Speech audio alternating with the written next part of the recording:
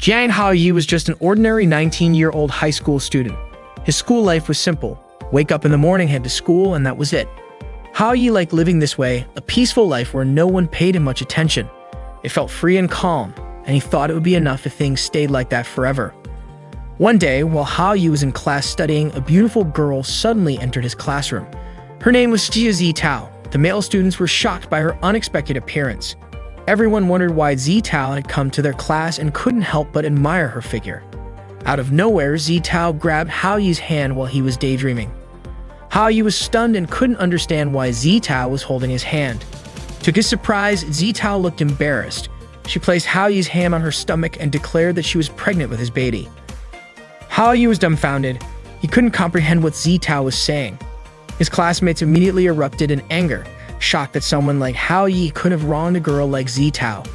Cameras flashed as they took pictures of him, and some even called him a scumbag. Everyone was in disbelief that Haoyi could do something so outrageous. Zitao claimed that Haoyi's baby in her belly was already 3 months old and asked if he could feel it when he touched her stomach. Furious, Haoyi told her to stop talking as if it were true. He demanded to know who she really was and why she was claiming to be pregnant with his child since he didn't even know her. His classmates didn't believe his protests. They were livid and even threatened him. Desperate, Haoyi pleaded for a chance to explain, but Zitao cut him off. She told him there was no need to explain anything because she and their baby trusted him. Frustrated, Haoyi grabbed Zitao's hand and dragged her out, telling her they needed to talk somewhere else. News about Zitao's pregnancy quickly spread online, and Haoyi became the center of everyone's ridicule. Wherever he went, people followed him, calling him names and shouting insults. Haoyi had to hide just to get away from all the chaos. While he was hiding, Zitao suddenly appeared in front of him with a smile. She teased him, saying the baby in her belly told her that Haoyi's legs were short and he ran too slowly. She even warned him to be careful around her. Exhausted, Haoyi begged her to stop with the nonsense. That same day, the school broadcast system called for Haoyi to report to the teacher's office immediately. Feeling like he was in serious trouble, Haoyi told Zitao to wait for him on the rooftop. As he ran to the office, his classmates swarmed him, chasing him down the hallway. Strangely, Zitao watched from afar and thought Haoyi looked incredibly cool while being pursued. The students continued their chase, throwing objects at him to try and stop him. Confused about why they wouldn't let up, Haoyi spotted the janitor's cleaning supplies. Without hesitation, he grabbed a mop and stood his ground. The students laughed, mocking him for holding nothing but a mop handle. However, Haoyi threw the handle, knocking down several students in one hit. They groaned in pain, shocked by the unexpected attack. Haoyi argued that he was forced to do it since they wouldn't leave him alone. Suddenly, someone pulled him into the girls' restroom. It was Tang Suan, the sports captain, and her friends. They beat him up mercilessly. Suan demanded that Haoyi explain the news that had gone viral online. Haoyi insisted that he didn't know anything. Furious, Suan accused him of being heartless and not understanding her pain. Instead of responding, Haoyi's eyes drifted towards Suan's chest, and she punched him immediately. Annoyed, Suan reminded him that he used to call her by name when they were together, yet now he acted like he didn't know her. Her friends questioned why Suan never told them about Haoyi before. They were angry at Haoyi for making Suan cry and prepared to beat him up again. However, Suan stopped them, saying it was between her and Haoyi and they shouldn't interfere. Suan leaned down close to Haoyi, her voice suddenly soft and sweet. She told him to come clean about his relationship with Zitao, or she would do something much worse to him. Haoyi sat there, completely overwhelmed, unsure of how to escape the chaos surrounding him. Haoyi couldn't understand why Suan was doing this to him. Still, he insisted that he really wasn't close to Zitao. Hearing that, Suan hit Haoyi again. When the restroom door finally opened, Suan and her group walked out with Haoyi trailing behind them. Outside, the students were still waiting for him. Just as Haoyi stepped out, Lin Yuan, the smartest student in school, suddenly appeared, ran toward him, and hugged him tightly. Haoyi was bewildered, unsure of what was about to happen next. Yuan told Haoyi to come home with her because Xiao Hong and Xiao Ming missed him so much. Haoyi was completely confused. He had no idea who Xiao Hong and Xiao Ming were. Without warning, Yuan hit him with a book, calling him a traitor for cheating on her, even forgetting their 2 children.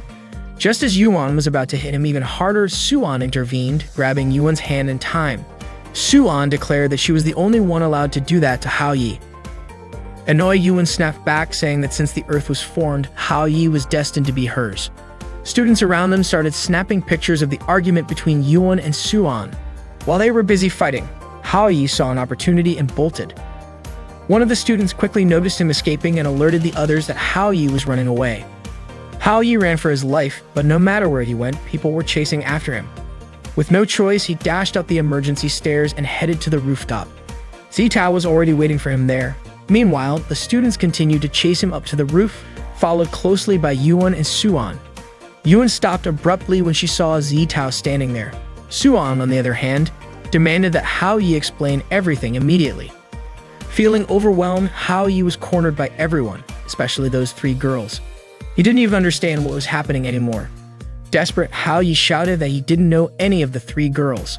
He walked all the way to the edge of the rooftop and threatened to jump off to prove his innocence. However, the crowd, already furious with him, charged forward to grab him. Left with no other choice, Hao Yi let himself off the building. As he fell through the air, Hao Yi thought the nightmare would finally end and it would all be over. But to his shock, something strange happened. A mysterious force emerged from the sky. Everything around him froze, and Hao Yi realized that time itself had stopped. Suddenly, he saw a beautiful girl appear in front of him. She looked at him and said he seemed way too calm while falling. She had actually hoped he would wet his pants. The girl introduced herself as the goddess of love and immediately asked Hao Yi if he had ever eaten a love chocolate. Confused, Hao Yi was thrown off by her words. He wondered if she was referring to a cake he had eaten before. He remembered seeing a piece of cake on the rooftop, possibly left there by someone. Since it would have been a waste to leave it, he decided to eat it. The goddess of love explained that the chocolate cake he ate had the power to make anyone fall in love. If Hao Yi ate it with a girl, then that girl would fall in love with him. Hao Yi was horrified as he realized he had shared the cake with the girls, and now they were all after him. He couldn't believe something so ridiculous was happening to him. Still in disbelief, Hao Yi asked himself if the goddess of love really existed in this world. But there she was, right in front of him as he fell from the rooftop. The goddess of love introduced herself as Mai Tata, explaining that she was still in training. Tata told Hao Yi he didn't need to thank her, and cheekily added that he should enjoy the happiness of being surrounded by women. Frustrated, Hao Yi snapped at Tata, yelling that his peaceful life had been completely ruined because of her. He told her that if he hadn't run away, he might have been killed, or worse, expelled and forced to become homeless. Hao Yi felt like his life was over. Tata, unimpressed, called him dramatic and insisted that his problems weren't impossible to fix. As long as Hao Yi could fulfill their wishes, the magic would disappear and Hao Yi would finally be free from them. According to Tata, it was really simple. Suddenly, Tata caught a whiff of food and was distracted. Hao Yi, irritated, said that if it was so easy, she should do it herself. Time, which had been stopped, resumed once again. The students chasing Hao Yi were in disbelief that he had actually jumped off the building. They rushed to check below, but he was nowhere to be found. They kept searching. Suan was baffled about where Hao Yi could have gone. She looked around but still didn't find him, and in the process, she bumped into Yuan. The tension between Suan and Yuan flared again as their rivalry over Hao Yi grew. Meanwhile, Hao Yi was hiding behind a tree, catching his breath as he scanned for Zitao. He was worried something terrible might happen to her. He imagined Zitao crying over him, heartbroken that he had so many other women in his life, and wondering what would happen to the baby she claimed to be carrying. Zitao, still on the rooftop, was indeed crying. When Hao Yi finally reached her, panting, Zitao was shocked but relieved to see he was okay. Hao Yi told her to meet him somewhere tomorrow. Zitao smiled and teasingly asked if this meant he was asking her out on a date. The next day, Hao Yi took Zitao to a hospital for a checkup. As they sat in the waiting room, people gave them judgmental looks. Some whispered about how kids these days had no self-control and caused all sorts of problems.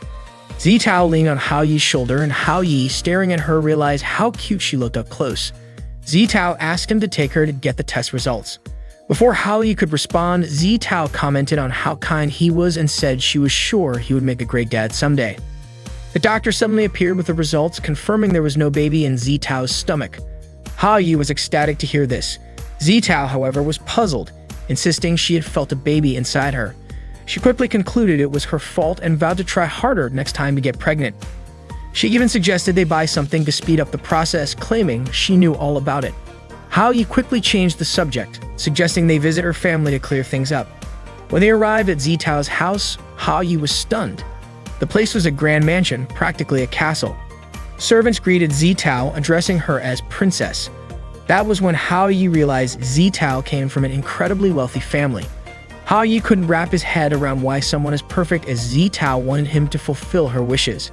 Zitao told Hao Yi she would always remember this day as the day he came to propose to her.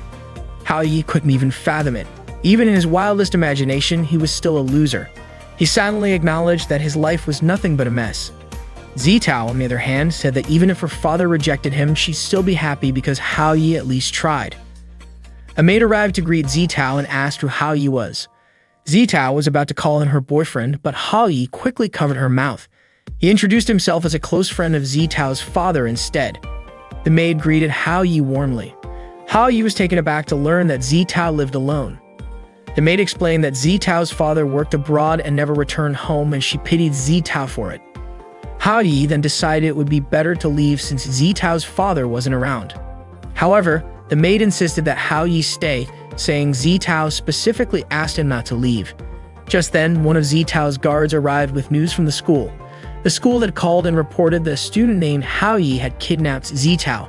Hearing this, Hao Yi began sneaking out of the house, trying to make his escape. The maid said that Hao Yi's name sounded familiar to her. Zitao's guards, however, were furious at Hao Yi and prepared to beat him up.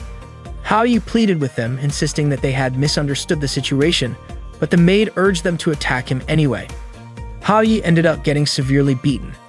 Zitao arrived just in time and ordered her guards to release Hao Yi, declaring that she and Hao Yi were in love.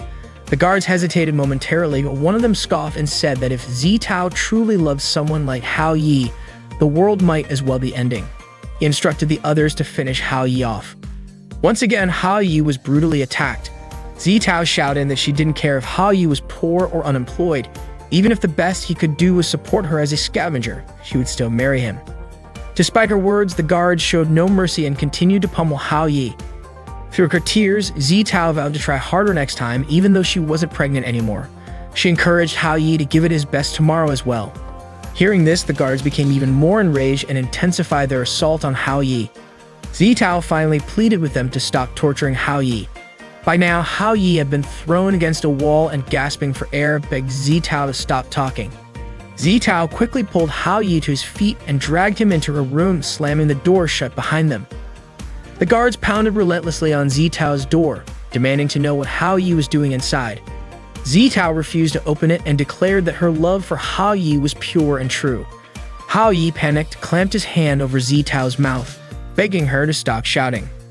The guards outside kept banging on the door, warning Zitao not to fall for Hao Yi's tricks. Meanwhile, Hao Yi let out a frustrated sigh and accidentally noticed an old calendar sitting on Zitao's desk. On the calendar was a note marking the best day ever, the day she had lunch with her father. The guards continued to hammer on the door, while the maid called Zitao's father to report the incident. However, her father brushed it off, saying it didn't matter as long as Zitao was safe. He even told the maid to stop bothering him with such trivial issues. In a sudden burst of determination, Hao Yi flung the door open and snatched the maid's phone. He yelled into it, declaring that he was the one who had kidnapped Zitao and daring her father to come meet him. The guards, surprisingly impressed by Hao Yi's courage, decided to prepare a meal for him so he wouldn't be hungry when meeting Zitao's father. Not long after, 2 helicopters landed in the yard and several cars arrived to secure the property's entrance. Hao Yi braced himself, convinced that wealth could only be achieved through hard work. He knew he had come too far to back down now. Zitao's father finally arrived at the house, greeted with reverence by the guards as they lined up to welcome him. Zitao's father arrived in front of his house with his subordinates, and all the bodyguards respectfully greeted him. Hao Yi could feel the intimidating aura emanating from Zitao's father. Zitao's father remarked that Hao Yi was quite bold for summoning him. He then ordered his subordinates to keep an eye on Hao Yi. Hao Yi, feeling relieved that perhaps nothing would happen, quickly had his hopes dashed when Zitao's father commanded his men to teach Hao Yi a lesson. Once again, Hao Yi was surrounded and beaten up. Zitao tried to intervene, telling her father that Hao Yi was innocent. She showed him the results of her checkup, proving that she wasn't pregnant. This made Zitao's father stop his men, and he turned to Hao Yi, asking about his true intentions. Hao Yi then asked if he hadn't claimed to have kidnapped Zitao, would Zitao's father have come home to see her at all, or would he have just continued forgetting about her? Zitao's father was shocked by Hao Yi's words, and Zitao herself was deeply moved. Hao Yi continued, explaining that Zitao still needed her father, but her father couldn't see that. While Zitao's father had given her a luxurious house, personal bodyguards, and servants, and ensured she never went hungry, was that really what Zitao wanted? Hao Yi passionately argued that what Zitao truly desired was her father's love. Did you ever give her that love? Hao Yi shouted. Zitao was overwhelmed with emotion at Hao Yi's words.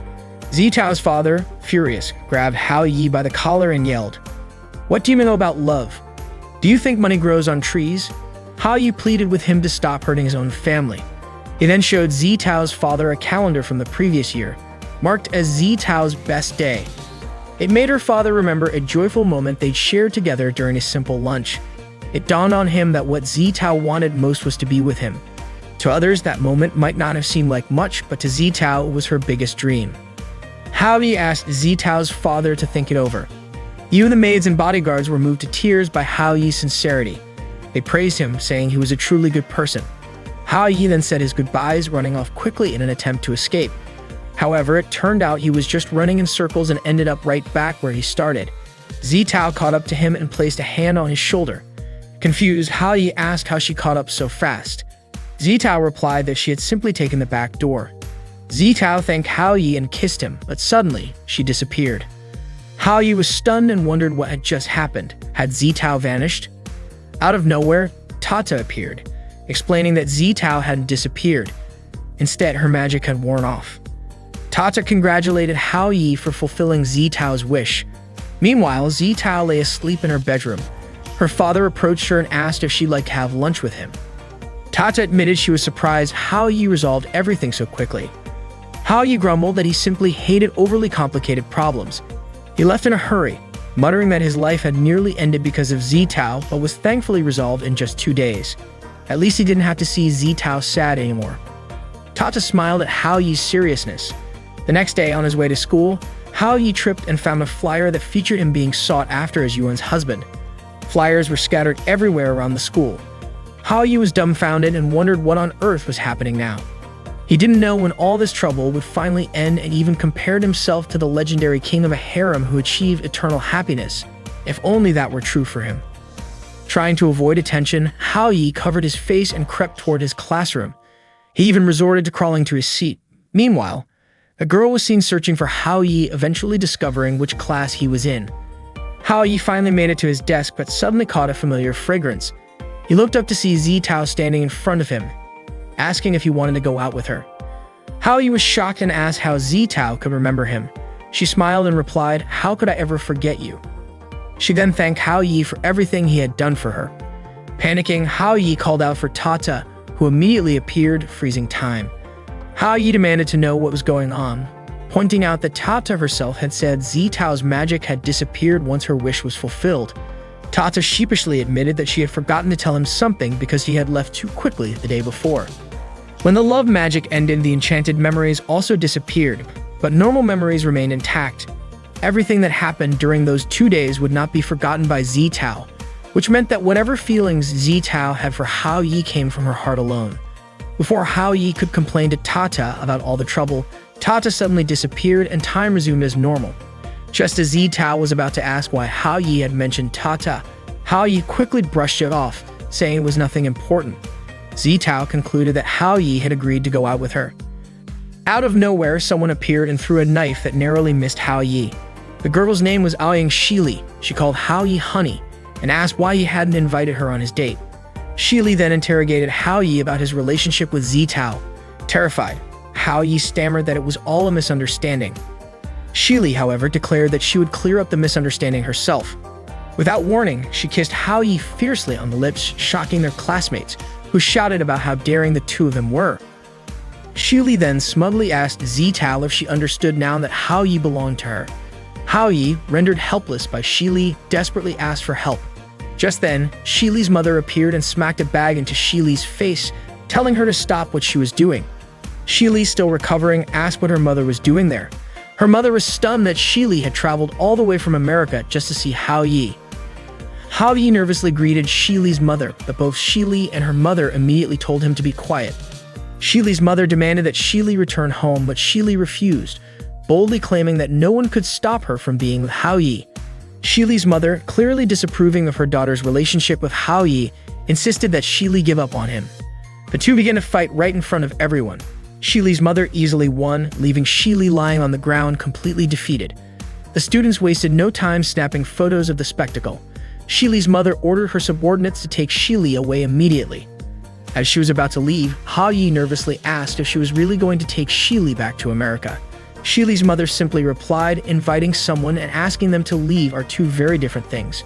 She then ominously advised Hao Yi to consider buying insurance. Terrified, Hao Yi muttered that his life might soon come to an end. As he turned around, Tata suddenly appeared in front of him, startling him. Frustrated, Hao Yi scolded Tata for sneaking up on him and told her not to pop out of nowhere like a ghost. Despite calling her sweet-looking like a goddess, he grumbled that her behavior was as scary as a ghost. From a distance, Zitao noticed Hao Yi seemingly talking to himself and wondered what he was doing. Curious, she approached him. Meanwhile, Tata asked Hao Yi if Shili had also eaten the magic chocolate. Hao Yi sighed, saying that Shili had always been like that, his scariest childhood friend. According to Hao Yi's parents, Shili and he had played together since they were babies, and they even went to the same grade school and middle school. Just thinking about it made Hao Yi's head hurt. Suddenly, Hao Yi felt someone behind him. Zitao, in a panic, tried to hide behind 3 leaves, which was of course useless because Hao Yi could still see her clearly. Embarrassed, Zitao said she didn't want to interfere with Hao Yi and Shili's relationship since they were childhood friends. Gathering her courage, Zitao told Hao Yi to forget about their plans for tomorrow, but Hao Yi, confused, said he had forgotten to discuss the time and place for their meeting. Apologizing, he admitted he wasn't good at choosing locations and asked Zitao to let him know if she had a place in mind. Hearing that, Zitao smiled and walked away. Tata, watching everything unfold, commented that Hao Yi seemed to be starting to like Zitao after everything they had been through. Annoyed, Hao Yi shot back that it was all Tata's fault for setting this up in the first place. He warned Tata to stop following him and stormed off. Hao Yi made his way toward the school rooftop, trying to clear his head. But on the stairs, he bumped into Suan. Without a word, Suan slapped him and ordered him to follow her immediately. Hao Yi ran into Suan on the stairs and Suan immediately slapped him. She coldly declared that their relationship was over. Hao Yi, unfazed, responded that he didn't care if they'd broke up and added that with such a harsh attitude, no one would ever like Suan.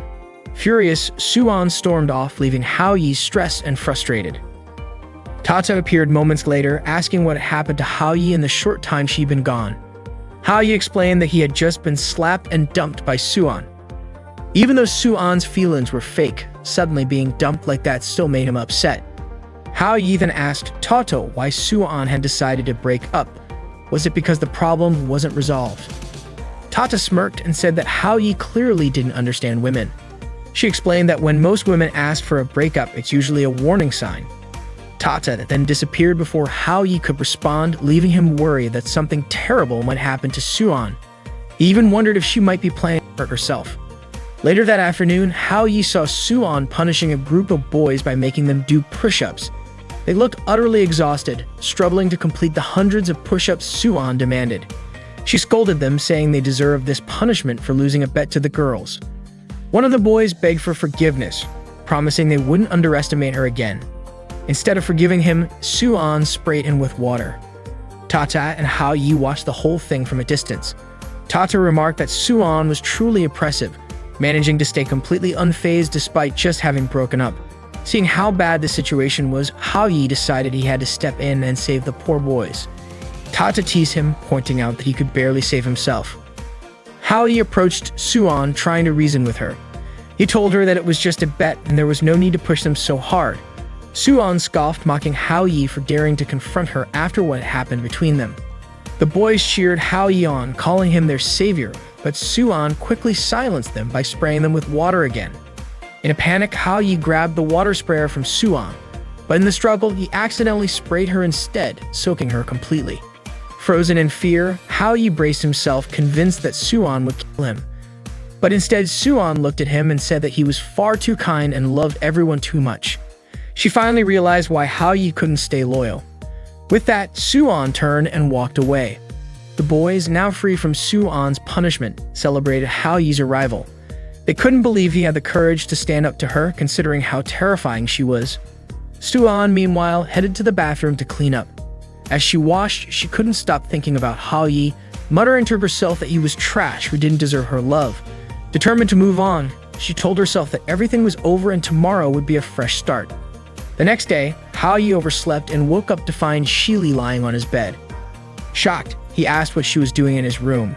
Shili, unfazed, called him honey and told him to get up already. She asked why he was in such a hurry since it was Sunday. Then she playfully asked if Hao-yi had a date to go on. Hao-yi replied that he planned to buy some books and finish his school assignments. Hearing that, Shili left the room and locked the door behind her. Panicking, Hao-yi shouted that he didn't want to be trapped in his room on the day of his first date, but Shili calmly told him to relax and stay at home. In the living room, Shili ran into Hao-yi's parents. They asked where Hao-yi was, and Shili told them that he wanted to stay home and study. She also claimed that Hao-yi had asked her to buy some books for him. To ensure her plan worked, she asked them not to unlock Hao-yi's door. Hao-yi's mother, clearly suspicious, turned to her husband and said that their son was being seduced and asked why he wasn't advising him. Hao-yi's father shrugged it off, saying it wasn't such a bad thing to have a girl taking care of him. Annoyed, Hao-yi's mother compared him to Yun and scolded him for being so careless. Trying to change the subject, Hao-yi's father commented on how good the tea tasted. Meanwhile, Hao-yi pounded on his bedroom door, shouting for someone to let him out, but no one responded. Desperate, he climbed out the window and tried to sneak along the building's ledge. As he passed by the neighbor's window, the young child inside started crying and accused Hao-yi of being a pervert sneaking around. Hao-yi, exasperated, yelled back that he wasn't a pervert. He just needed to borrow their door to escape. Meanwhile, Zitao was still waiting for Hao-yi at the place they had agreed to meet. She had been waiting for quite a while and suddenly began to feel worried, especially since she couldn't stop thinking about the time Shili kissed Hao-yi in class the day before. She remembered how Shili had declared that Hao-yi belonged to her, and the fact that Hao-yi and Shili were childhood friends only made things worse. Zitao started to believe their meeting was no longer happening. Out of nowhere, Hao-yi came running toward her, apologizing for being late because of everything that had happened at home. Zitao smiled and said it was okay, adding that she had just arrived as well. She then invited Hao-yi to have some tea with her. Hao-yi didn't expect Zitao to invite him for something as simple as tea. He had secretly hoped that she called him out to confess her feelings. Zitao, on the other hand, felt nervous and unsure whether she should say something. She was completely flustered, not knowing what to say because it was her first time going on a date with a guy. Her heart was pounding so hard that she worried Hao-yi might notice. Suddenly, Hao-yi placed his hand on Zitao's forehead to check if she was sick because her face had turned red. Without realizing it, their faces were so close that they found themselves staring straight into each other's eyes. Surprised, they quickly pulled back. Hao-yi apologized and Zitao, blushing even more, said that she was fine. Both of them looked away awkwardly, trying to hide how embarrassed they were. Out of the blue, Hao-yi remembered that there was an anime and manga festival happening that day. He excitedly asked Zitao if she wanted to check it out with him. Hearing that, Zitao smiled brightly and agreed. Meanwhile, Shili returned to Hao-yi's room, bringing him the books she had promised. But when she got there, she found the room empty. Thinking that Hao-yi was playing hide-and-seek with her, Shili muttered that she wouldn't let him win. At the festival, there were tons of visitors gathered around taking pictures of 3 cosplayers. They were chatting in a way that sounded like they were mocking Suan. It seemed like they didn't like her very much. As Zitao and Hao-yi walked past, many visitors turned to stare at Zitao, captivated by her beauty. Zitao really wanted to hold Hao-yi's hand, but she couldn't bring herself to do it. Hao-yi also wished Zitao would hold his hand, and for a moment, he thought about taking the initiative himself. But the crowd was too overwhelming, and the moment never felt quite right. Suddenly, a group of people came rushing through, shouting Suan's name. The crowd was so frantic that they bumped into Zitao, who nearly fell. Thankfully, Hao-yi quickly caught her before she hit the ground. Hao-yi was shocked to see that all these people were flocking to take pictures of Suan, the same Suan who had dumped him just the day before. At the festival, Suan looked incredibly sweet and charming, completely different from the strong and brash version of her at school. When Suan turned around and noticed Hao-yi standing there, she froze in shock. She hadn't expected to see him at the festival. At the anime and manga festival, Suan was cosplaying when she suddenly spotted Hao-yi arriving at the event. She wanted to chase after him, but the large crowd of visitors taking pictures of her made it hard to get away. Eventually, Suan managed to approach Hao Yi and immediately asked why he came to the festival. Was it just to make fun of her? Out of nowhere, Zitao called out to Hao Yi, saying that the visitors at the festival were really scary. They kept taking photos, which made Zitao anxious. Suddenly, Suan noticed some of her sports club members at the festival, so she quickly grabbed Hao Yi and Zitao to move them somewhere else. In the middle of the situation, Suan had no choice but to flash a sweet smile at the visitors, calling out her name. The crowd nearly fainted from how adorable she looked. Meanwhile, Shili had just arrived at the festival entrance. She was carrying a sword, and the visitors were in awe, thinking she was a cosplayer because she looked so cool. However, Shili wasn't there for fun. She came looking for Hao Yi, knowing he couldn't escape her. Suan pulled Hao Yi and Zitao into a room to avoid being seen by her sports club members. Hao Yi teased Suan, saying he didn't expect her to enjoy cosplay and that it actually suited her. Suan got annoyed, snapping back that Hao Yi was still making fun of her. Hao Yi denied it, saying he wasn't mocking her, he was complimenting her. Suan then covered Hao Yi's mouth and grumbled that she wouldn't be hiding like this if it weren't for him. Hao Yi asked why she needed to hide since she looked cute. Hearing this, Zitao began to think that maybe Hao Yi had a thing for cat costumes. Suan then admitted that she didn't actually like doing this. Ever since she started school, the girls in their class were constantly harassed by the boys. At first, the boys were just staring at the pretty girls. But then two girls who weren't particularly attractive and were more muscular showed up. The boys immediately chased those two girls away. It didn't stop there. The boys continued to bully them, calling them ugly and claiming they were full of viruses. The two girls were insulted, splashed with water, and treated like trash. They ended up crying because they couldn't stand the bullying anymore. Seeing this, Suan was furious and immediately stepped in to teach the boys a lesson. She fought off the boys, which left the two bullied girls amazed. Suan then asked them if they didn't want to fight back. The two girls said Suan was incredible and that they wanted to follow her. From that day on, Suan protected the girls at school. Everyone started to see her as a role model, so she couldn't let them see her in cute outfits like this. If they ever did, they'd feel disappointed, thinking she was just messing with them. They would probably abandon her, leaving her completely alone. Hao Yi pointed out that even though Suan's intentions were good, she was still hiding her true self from others. He told her that she should show people who she really was instead of living in hiding like this. Suan shot back, saying someone like Hao Yi would never understand her feelings. She then called him a Capricorn and added that she absolutely hated him. Confused, Hao Yi asked what being a Capricorn had to do with anything. Suddenly, an announcement came over the loudspeaker saying that the 12th River City Women's Competition was about to start. Zitao quickly reminded them that the cosplay competition seemed like it was starting soon. However, Suan said it was pointless because the competition required 3 participants to enter. If they didn't have 3 people, they couldn't compete, which was why she always came alone to defend her title. But now she no longer had the right to participate. Zitao seemed to understand the situation and then came up with an idea. Since they needed 3 people, she suggested that she and Hao Yi join Suan to compete together. Suan was surprised that such an idea could work. However, Hao Yi thought it was impossible since he was a guy. But Suan didn't care. She immediately dragged Hao Yi to the dressing room to get him ready as a female cosplayer. While they were busy transforming Hao Yi, Shili spotted them. With a bit of persuasion, Hao Yi finally transformed into an incredibly adorable female cosplayer. Suan commented that Hao Yi looked so pretty, even she felt jealous of him. Zitao also agreed, saying Hao Yi looked stunning. When Hao Yi stepped out of the dressing room and saw himself in the mirror, he was completely shocked by his appearance. He practiced greeting the visitors with cute gestures and introduced himself as Yi. However, he couldn't help but feel disgusted with himself for acting that way. Unbeknownst to him, Shili was snapping photos of him from afar. Annoyed at Hao Yi for lying to her, she still couldn't help but admire his cross-dressing.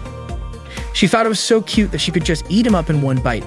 Shili decided she had a new plan to have some fun with Hao Yi. Suddenly, Suan burst into tears after discovering that the outfit she planned to wear for the competition had been torn. Zitao wondered who could have done something so cruel to Suan. Hao Yi recalled that there were people who didn't want Suan to win, so they resorted to dirty tricks like this. Hao Yi asked Suan why she didn't just wear another outfit since this one was ruined. However, Suan misunderstood him, thinking he was implying that someone like her wasn't suited to wear something like that. Hao Yi immediately clarified that he didn't mean it that way, but Suan, now upset, snapped that she didn't need his pity. She cried and ran off, leaving Hao Yi calling after her, but he couldn't stop her. The ones who ruined Suwon's outfit were the same girls who had been gossiping about her in the lobby earlier. They had planned this sabotage so they could win the competition themselves. Haoyi asked Zitao if Suwon's outfit was expensive. Zitao explained that the first time Suwon won, it was because she wore a costume she had made herself, which was irreplaceable to her. Suwon dropped the torn outfit and ran outside. Haoyi finally understood why Suwon was so determined to protect her secret. She was very careful about how others saw her. At that moment, Suwon seemed to have lost the will to fight back, but what mattered most was that they still needed to participate in the competition and win it. While in the bathroom, Haoyi tried to recall what a cosplayer needed to do. First, introduce themselves, then showcase their unique appeal as the main attraction. He still hadn't found Suwon, and Zitao hadn't managed to find a suitable outfit yet. It seemed like Haoyi would have to go on stage first. Suddenly, Tata appeared, startling him. Haoyi reminded her that she was in the men's bathroom. Tata nonchalantly asked if Haoyi was having trouble. Haoyi asked her how he could win the cosplay competition and surprise everyone. An idea popped into his head as he thought about the concept of surprises, and he stared at Tata. Feeling awkward under Haoyi's gaze, Tata squirmed uncomfortably. The Anan cosplay competition for women finally began, and Haoyi, now introducing himself as Yai, had to go first. He felt a little nervous because the crowd was huge. Some girls mocked the silly name he used, asking if his stupid disguise was aiming for first place. They jeered at him, making fun of his efforts. Determined, Haoyi reassured himself that he could do this. As he stepped onto the stage, he felt incredibly nervous under the stares of the audience and the constant flash of cameras. He tried to greet them, but in his nervousness, he tripped and fell. The crowd erupted into laughter, calling him useless and pathetic. Haoyi froze for a moment, but then suddenly put on the cutest face he could muster, smiled sweetly, and told them to stop yelling at him. The entire crowd was stunned. They immediately started praising him, exclaiming how adorable he was. In an instant, they all fell for Haoyi's charm. The girls who had mocked him earlier realized that the competition wasn't just about scoring points. Popularity was what truly mattered. Haoyi had managed to win the crowd over. He promised himself that next time he'd do even better and left the rest to Suwon and Zitao. He wasn't going to give up. Meanwhile, Tata was searching for Suwon, but she was having a hard time because everyone at the event looked so similar. Zitao was still running around frantically, trying to find where Suwon had gone. Haoyi begged the host to give him more time to wait for his two friends. He kept pleading for just a little more time, but the host refused, saying that 3 groups had already performed and they couldn't keep delaying Haoyi's group. If this continued, Haoyi's group would be disqualified from the competition. The host urged Haoyi to resolve his group's issues quickly. He then announced that the next group to perform was Haoyi's. Haoyi stepped onto the stage and stood frozen for a moment, prompting the host to ask why he was just standing there. The crowd started chanting Suwon's name over and over. From above, Suwon could see Haoyi. Gathering his courage, Haoyi finally spoke up to calm everyone down. Then he began to sing in his cutest style. The audience loved it, but they continued shouting for Suwon, demanding that she appear on stage. Hearing the crowd scream for Suwon made Haoyi stop singing. Backstage, the 3 cosplayers who had sabotaged Suwon's costume were watching Haoyi perform. They were confident the audience would quickly grow bored of Haoyi's performance, even calling it a clown act. The audience kept shouting for Suwon to appear, and Haoyi pleaded with them to listen. He explained that he had come to the festival with a friend and said he thought Suwon was the one suffering the most. To avoid hurting anyone's feelings, Suwon always tried to hide her true self, but no one realized just how much she hid the things she loved. Haoyi went on, saying that he had seen how much Suwon truly enjoyed cosplaying. Though it shocked him at first, he wanted to tell Suwon that when she was in cosplay, she was the most confident and natural version of herself that he had ever seen. Haoyi then shouted, asking where Suwon was and if she could hear him. He begged her to come out. Suddenly, the railing above the stage broke and Suwon fell. The crowd gasped in fear, worried something terrible would happen to her. At that moment, time seemed to stop. Haoyi moved effortlessly, catching Suwon and pulling her into a hug. Miraculously, they both transformed into new costumes. The crowd erupted into cheers, amazed at Haoyi and Suwon's incredible appearance. People in the audience speculated that they must have had tons of sponsors and spent a fortune on their costumes. Cameras flashed non-stop as everyone took pictures of them. Haoyi turned to Suwon, asking if she was okay. The host announced that it looked like they already had their winner since the crowd's reaction was so enthusiastic. In the middle of the audience, Zitao watched Hao Yi and Suan's performance and admitted that it was truly amazing, though she couldn't help but feel a little sad that she wasn't the one up there. The host even joked that he never expected Hao Yi to know magic tricks. Suan looked at Hao Yi and said it didn't seem like magic at all, demanding that he explain what had really happened. Hao Yi, however, couldn't bring himself to tell her. Tata, watching from backstage, sighed in relief, grateful that everything had been done just in time. Meanwhile, Shili was watching Hao Yi and Suan from behind the stage, annoyed that Suan had suddenly gained so much confidence after Hao Yi changed her look. Calling Suan slag, Shili muttered that she wanted to cut Suan in half. Suddenly, Shili overheard some girls talking about Suan. They were surprised Suan had still performed even after they had torn her costume. They admitted that Hao Yi looked really cute and even discussed inviting Hao Yi to join their group next time. They couldn't stop gushing about how sweet Hao Yi was. Hearing this, Shili grew furious. Realizing that these girls were planning to steal Hao Yi, she decided to teach them a lesson. In the dressing room, Suan was visibly exhausted after the competition. Hao Yi asked her if she was okay, reminding her that they had won. Suan scolded Hao Yi for being in the women's dressing room and told him to leave. Hao Yi explained that his clothes were inside the room. Suan told him to wait outside and said she would change first. Hao Yi insisted that he should go first since he could change quickly, but Suan refused. They began bickering over who should change first. In the middle of their squabble, Suan shoved Hao Yi. Suddenly, they found themselves undressed and face to face. Suan froze for a moment before slapping Hao Yi across the face. Suan quickly shut the door, but Hao Yi shouted that his clothes were still inside. Without hesitation, Suan threw his clothes and shoes out at him, slammed the door shut again, and called him a pervert.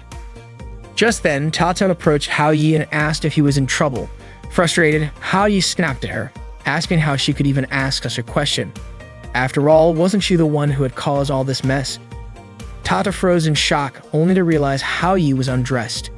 Embarrassed, she covered her eyes and told him to get dressed quickly out of respect for the goddess who had helped him.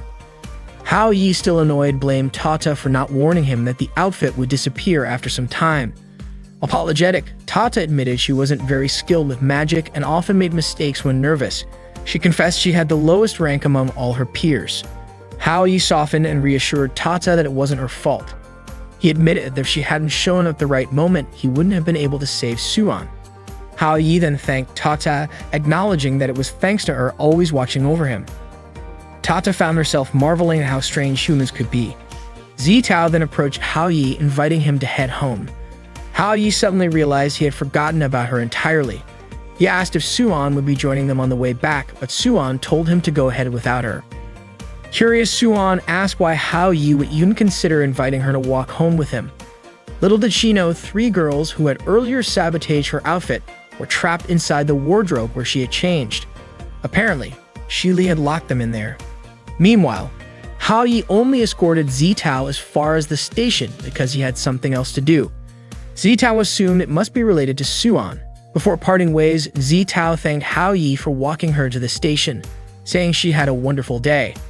As she left, Hao Yi found himself thinking about how considerate Zitao was. Still, his mind wandered back to Suan. How was she doing? As Suan walked out of the building alone, Hao Yi suddenly called out to her. She turned around, scanning for the source of the voice. Spotting Hao Yi by himself, Suan asked where Zitao was.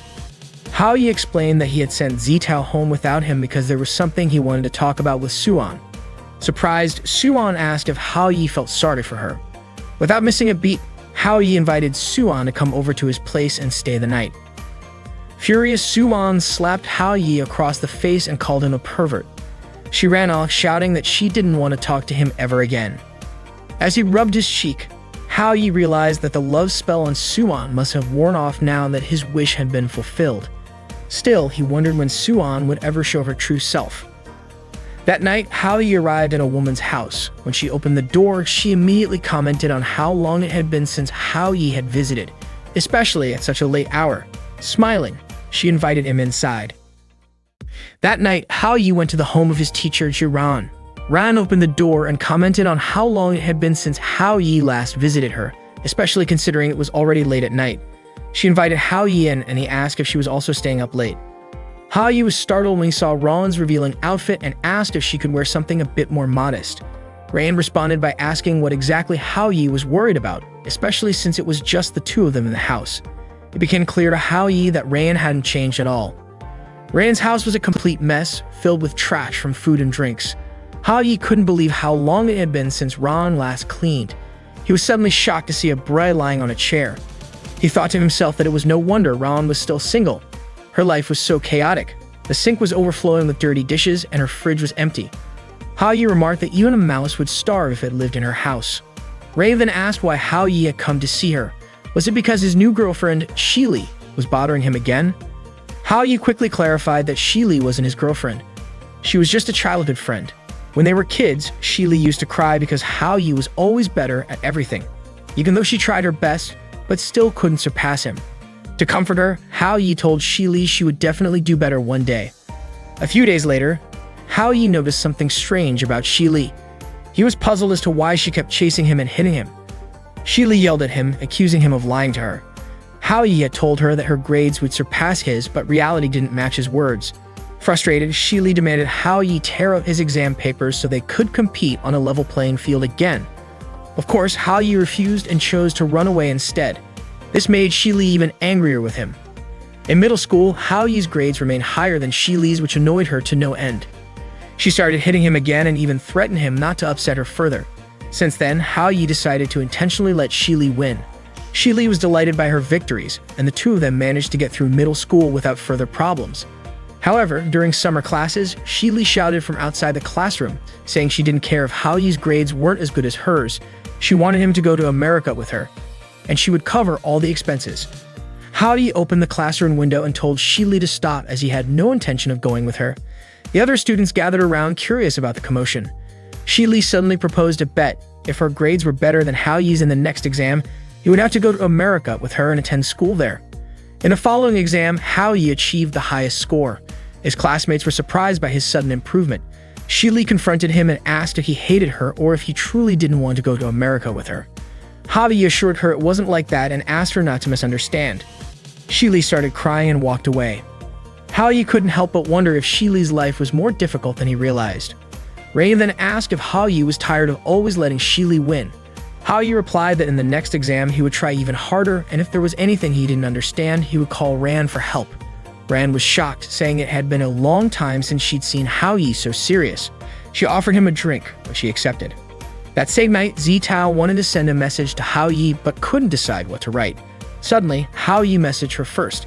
Zitao felt touched by Hao-yi's thoughtfulness. Even though she was happy that Hao-yi had helped Suan, she secretly wished she could have Hao-yi all to herself. Meanwhile, a drunk Ron started getting closer to Hao-yi. He told her to stop acting wild because it wasn't funny at all. He explained that he came over because of a friend. Hearing the word friend, Rain began to wonder if Hao-yi had someone else in mind. She mentioned that Hao-yi was quite attractive, and because he was kind and friendly, it wasn't surprising if he had made girlfriends. Hao-yi asked her to stop saying nonsense, especially since he considered himself a loner. Rain eventually fell asleep from drinking. The next morning, when Hao-yi was about to leave, Rain intentionally called out to him loudly, referring to him as darling. Everyone nearby started gossiping, calling Hao-yi a shameless young man, assuming he was in a relationship with an older woman. Frustrated, Hao-yi ran away to avoid further embarrassment. That day, Suan was leading a training session with her sports club members. Her leadership style had softened a bit compared to before. Two male students noticed the change, commenting on how Suan had looked intimidating and stern during practice just the week before. Suddenly, Suan approached them, noting how energetic they seemed. Without warning, she punished them by assigning them an extremely heavy weight to lift. Everyone cheered for the two male students as Suan encouraged them, saying that since they were training with the girls, they needed to set a good example. The boys muttered that Suan's idea of encouragement was more like torture. Suan overheard them, smirked, and playfully tickled one of them before patting his back and telling them to give it their all. Hao-yi then arrived looking for Suan. Without hesitation, Suan dragged Hao-yi outside. Hao-yi asked why she was pulling him away. Suan replied that they had already broken up and it would be awkward if others saw them together. She suggested they talk elsewhere. Out of the blue, Hao-yi announced that he wanted to challenge the entire club to a bet. He explained that he would compete against anyone in the club, and the loser would have to fulfill the winner's request without question. Hao-yi then laid out the rules. if any of them outperformed him in the upcoming midterm exams, they would win. Suan's friends were confused about why Hao Yi was dragging them into it. Hao Yi continued, adding that if he didn't get the highest score in the school, they would also win. He teased Suan, asking if those rules weren't already in her favor. The male students thought Hao Yi was crazy, calling it academic suicide, especially since Lin Yuan was ranked first in the school. Hao Yi asked who among them would step up to protect Suan. Suan was baffled by Hao Yi's logic. It was clear he would lose, especially since one of her subordinates, Qiaokeli-ing, was in the school's top 10 rankings. Suan's friends urged her to accept the challenge, promising they would back her up. Suan reluctantly agreed. Hao Yi left, saying he would return in a week. From that moment on, Hao Yi focused entirely on studying. Later, Hao Yi was studying in the library and Zitao happened to be there too. She overheard some students talking about Hao Yi, saying he had made a bet with Suan. They mentioned that if Hao Yi didn't get the top score, he might even get expelled, which was why he was so determined to study. Suan observed Hao Yi from behind a bookshelf, still unsure of what was going through his mind. That evening, heavy rain poured down unexpectedly, even though it had been sunny earlier. Hao Yi, still studying, decided to go to bed early to prepare for the exams the next day. As he moved to close his window, he noticed Shili standing outside in the rain. Without hesitation, he grabbed an umbrella and went downstairs to meet her. Seeing Hao Yi, Shili ran toward him and hugged him tightly. She confessed that someone had insulted her again and asked if she was a disappointment despite her efforts to change. Hao Yi understood how Shili felt. He assured her that she wasn't a disappointment and embraced her, telling her to stop dwelling on negative thoughts. That morning, Hao Yi was on the train heading to school. Still groggy from the night before, he recalled how he had escorted Shili home. Shili's mother had thanked him, explaining that Shili had been unwell lately and she couldn't let her go to school alone. Meanwhile, Suan was washing her face, her mind wandering to thoughts of Hao Yi, when suddenly, one of her club members informed her that Hao Yi had just arrived at the school gate. Zitao approached Hao Yi, noting that he looked exhausted. Concerned, she asked if he was sure he could handle the exam in his condition. Hao Yi reassured her that he was prepared. Not long after, Suan and her sports club members intercepted him. Suan told Hao Yi that he still had a chance to change his mind, but one of her clubmates interjected, saying it was already too late. They were eager to see him fail. Hao Yi didn't say a word and simply walked past them, prompting the club members to call him a coward. Suan, however, remained curious about what was going through his mind. The exam began with Ran supervising Hao Yi's class. She suspected that once Hao Yi focused, he might surprise everyone. To Ran, there was something undeniably endearing about Hao Yi. Before long, Hao Yi left the exam room. Suan's friends assumed he had given up. When the exam concluded, relief spread among the students. As everyone felt the weight of the exam lift, Suan noticed Hao Yi and thought about approaching him, but Zitao beat her to it, leading Suan to change her mind. Hao Yi asked Zitao for help picking something out specifically. He wanted her to choose some clothes for him. The next day, Suan and her sports club were practicing as the exam results were set to be announced. The club members were confident that Hao Yi would lose, assuring Suan that she shouldn't worry about their bet because Qiaokeli-ing would undoubtedly come out on top. They believed there was no way Hao Yi could outperform Qiaokeli-ing. To everyone's surprise, Hao Yi arrived holding a cosplay outfit. He declared that Suan had lost the bet, and as her punishment, she would have to wear the outfit for 2 weeks. Shock rippled through the group. They mocked Hao Yi for having such a disgusting hobby and couldn't believe he had actually won the bet. Qiaokeli-ing immediately checked the exam results and proudly announced she had ranked 5th. Hao Yi smirked and casually told them to check the top spot. Everyone was stunned when they saw that Hao Yi had achieved first place with a perfect score. Hao Yi confidently told them they already knew the outcome and left it up to Suan, as their leader, to handle the rest. Some members accused Hao Yi of being a pervert, questioning the legitimacy of his results. Suan, however, agreed to fulfill her punishment without hesitation. As Hao Yi walked away, he suddenly remarked that someone once told him there's nothing wrong with a man being a little perverted. He added that he didn't think there was anything strange about wearing the outfit. Suan's friends later approached the school administration to challenge Hao Yi's results, but the school confirmed there was no issue with his scores. They had verified his results with all the teachers, and there was even his signed acknowledgement. One of Suan's friends suggested Hao Yi might have cheated. However, Rayan dismissed the idea, confidently stating that no matter how challenging the exam, Hao Yi would never resort to cheating. It simply wasn't his nature. Ran then asked them all to leave. It wasn't just the students doubting Hao Yi. Some of the teachers still couldn't believe it either.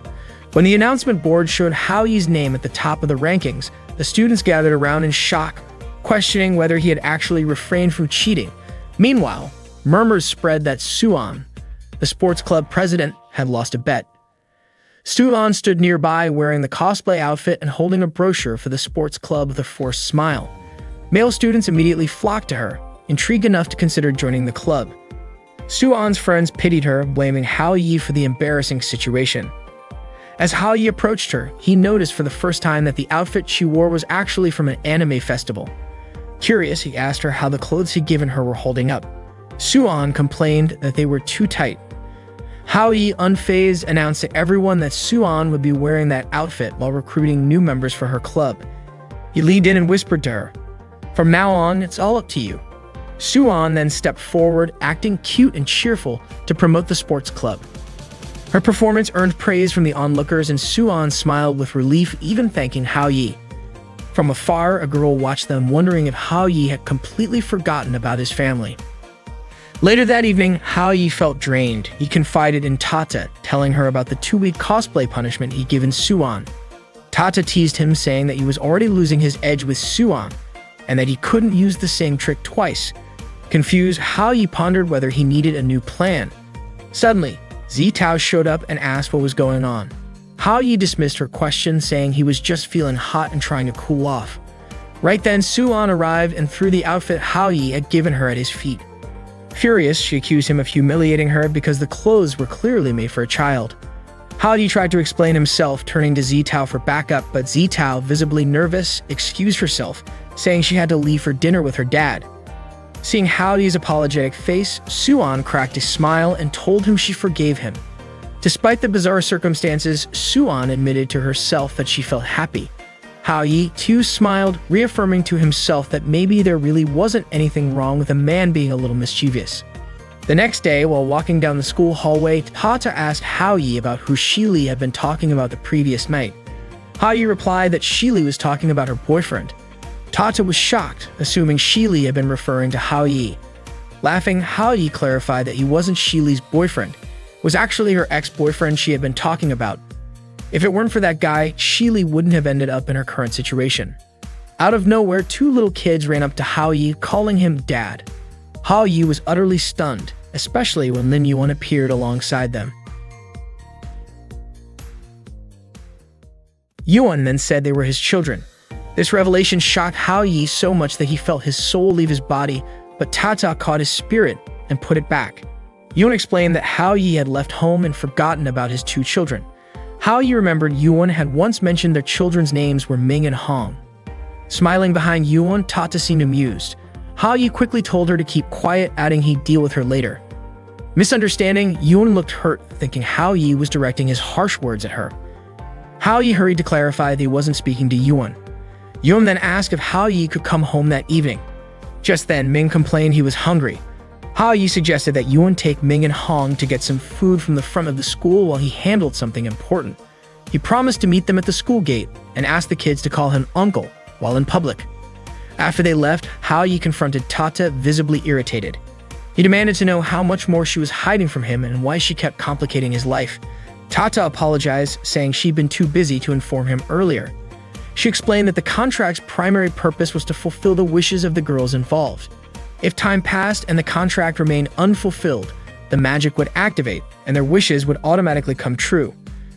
Hao Yi was baffled and frustrated, struggling to comprehend how such a ridiculous rule could exist. Worse, fulfilling these contracts seemed to be cutting his lifespan in half. Tata calmly said it wasn't as bad as it seemed, and in Hao Yi's words, could simply be considered delusions manifesting. Meanwhile, Yuan showed Ming and Hong the school announcement board, pointing out that their dad, Hao Yi, was ranked first, while Yuan herself was second. Hong praised both of them for being so amazing. Ming quickly reminded Hong to refer to Hao Yi as uncle, and Hong nodded, agreeing to comply. Yuan then received a phone call asking her to report to the office immediately. Before leaving, she instructed Ming and Hong to stay put and not wander off. The 2 kids promised to follow her instructions. However, as soon as Yuan left, Ming dashed off, announcing he would find Hao Yi. Hong, alarmed, chased after him. When Yuan returned and found her children missing, she panicked and ran to Hao Yi to inform him. Apologizing profusely, Yuan explained that Ming and Han had disappeared while she was gone for a short time. Hao Yi reassured her, promising to search for them around the schoolyard. He asked Yuan to wait by the school gate, as the children might have returned there. Hao Yi assured her nothing bad would happen. Elsewhere, Zitao was strolling through the school grounds when she noticed Hong crying. She stopped and gently asked Hong why she was upset. Hong explained that she couldn't find her uncle. Zitao immediately offered to help her search, which made Hong light up with gratitude. Meanwhile, Ming had finished a canned drink and wandered into the school's chemistry lab. Imagining himself as a superhero, he accused the people inside of being villains who had kidnapped his dad. The lab workers, confused, told him to leave. But in Ming's mind, this was a battle against evil. He hurled marbles at them, one of which hit a chemical flask, causing a reaction. To Ming, this was a triumphant explosion signifying his victory. Afterward, Ming slid down the staircase railing, gleeful about his imaginary success. At the same time, Hao Yi was searching frantically for Ming. The school's operator spotted Ming on the CCTV and was shocked to see a child wandering around campus. They broadcasted an announcement about the child's presence, catching Hao Yi's attention. Two students walking nearby were discussing the announcement, and Hao Yi asked if they'd seen where the child had gone. They pointed him in a direction, and Hao Yi hurried off to search. Ironically, Ming passed right behind him while he was looking elsewhere. When Hao Yi heard the sound of a door closing, he quickly turned to look and realized it was the girls' locker room.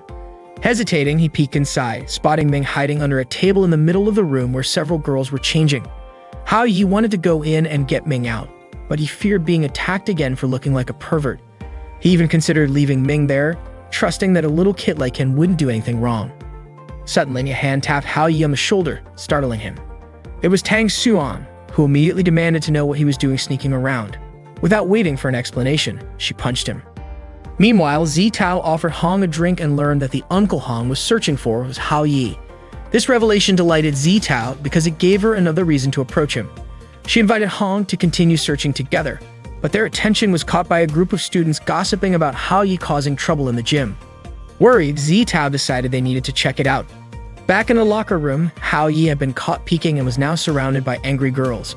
He tried to explain, saying the situation wasn't what they thought, but Suan interrupted him, demanding an apology. If Hao Yi apologized to the girls, Suan said she would let him go.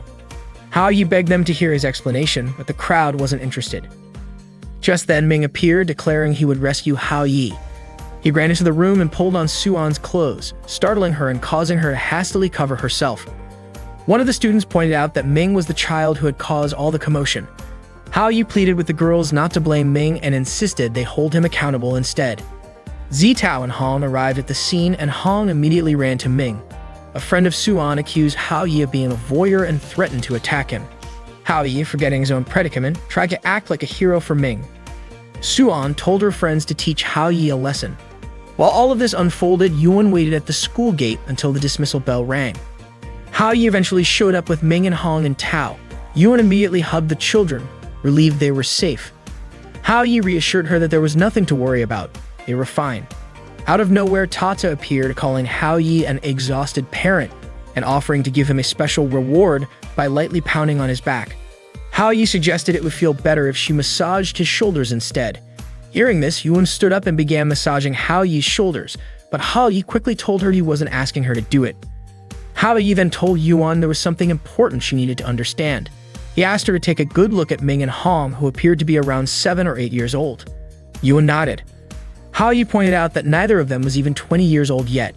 He asked Yuan to think about the math. 20 minus 8 equals 12. It was impossible for him to have fathered those kids at 12 years old. But Yuan remained convinced that Ming and Hong were their children. Hao Yi couldn't understand how she could believe such a thing. Tata chimed in, explaining that it was the power of magic. Hao Yi demanded Tata undo the magic immediately, but she warned him that if she did, Yuan would lose her sense of self. Everyone interacting with Yuan had already fallen under the magic's influence, including possibly her family. Yuan, unaware of Tata's presence, asked who Hao Yi was talking to. Hao Yi brushed it off, offering to take her home. Yuan hesitated, but eventually admitted she didn't mind him coming back, though she didn't know how to react after he'd been gone for so long. Still, she thought it would be a good idea for him to come home. The group walked together to Yuan's house. At the door, Yuan knocked while Hao Yi nervously wondered if her family had been affected by the magic or not.